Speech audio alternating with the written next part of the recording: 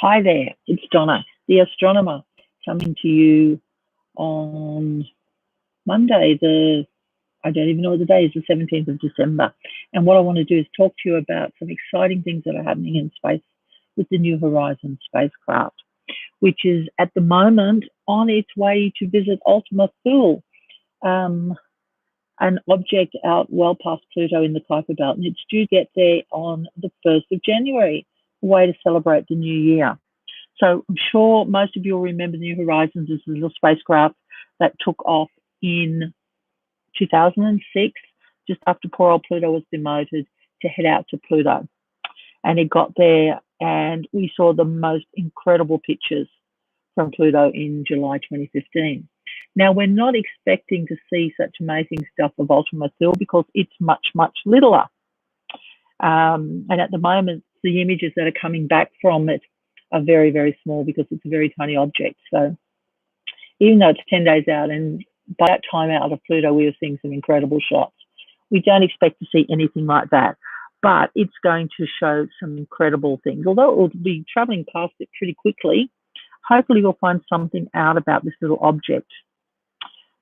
So it should be able to tell us a few things about it, because there's some idea that there might actually be two little objects together very close to each other rather than one big object. And so it's a bit very interesting. At the moment, it's just a little dot, whereas Pluto was around, about 2,377 kilometers in diameter. This little object is much, much smaller. So when it travels past it on the 1st of January, it'll be zooming by at around 32,000 kilometers per hour.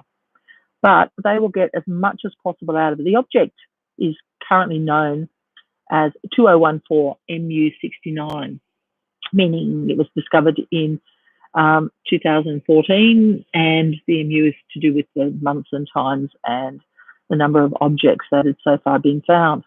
So it's got a high-resolution camera, pretty similar to the one it used to explore Pluto and Charon and the other little moons.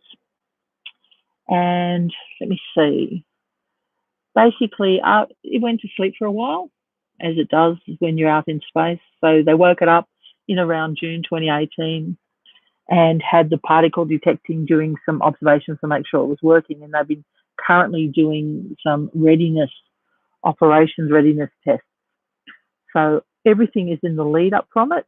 So basically, I think it's today, US time, they'll be deciding whether to make the close flyby they're happening to. So they'll be only about 3,500 kilometers from the surface.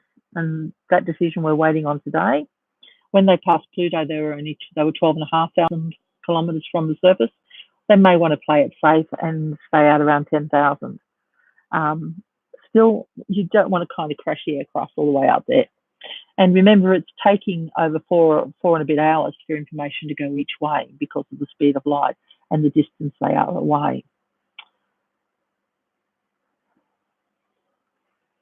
So the probe's going to keep trying to send messages back to Earth to let it know it survived. I think at the moment, what I was reading is that it's going to take about 6 hours for us to get the message back to let us know it survived.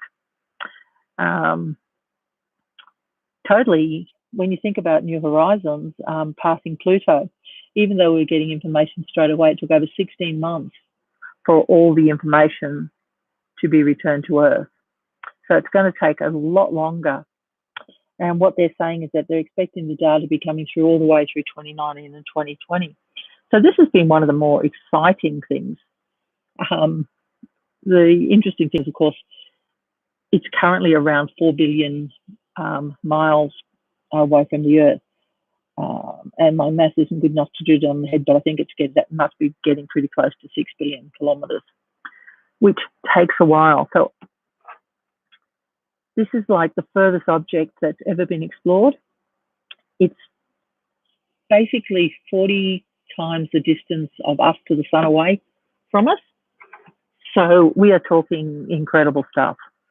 Obviously, the Voyager spacecraft are well and truly far beyond the end of our solar system at the moment, and that's a topic for another discussion, because for anybody who knows me knows I'm totally in love with the Voyager spacecraft. They're what I've grown up on in astronomy and in space They launched in 75 and I've been following them ever since. So it's pretty cool. So January the 1st is going to be an incredible way to start off the new year with them looking at Kuiper Belt Object 2014 MU69, nickname Ultima Thule, which I think is pretty cool. Apparently it's really dark. It's got an icy shell. And this is about as old. This is from right at the beginning of the formation of our solar system, around 4.6 billion years ago. So it's pretty amazing. But I guess we're not going to know a lot from shore about it.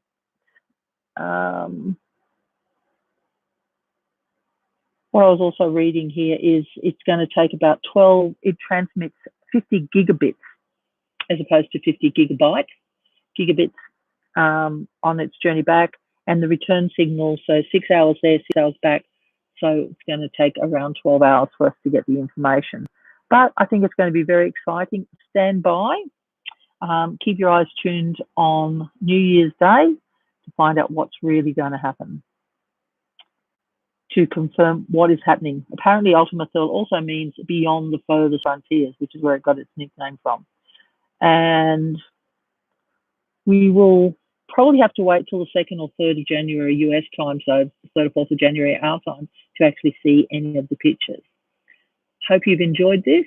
If you've got any questions, any comments, anything you want me to talk about, please feel free to leave me some comments.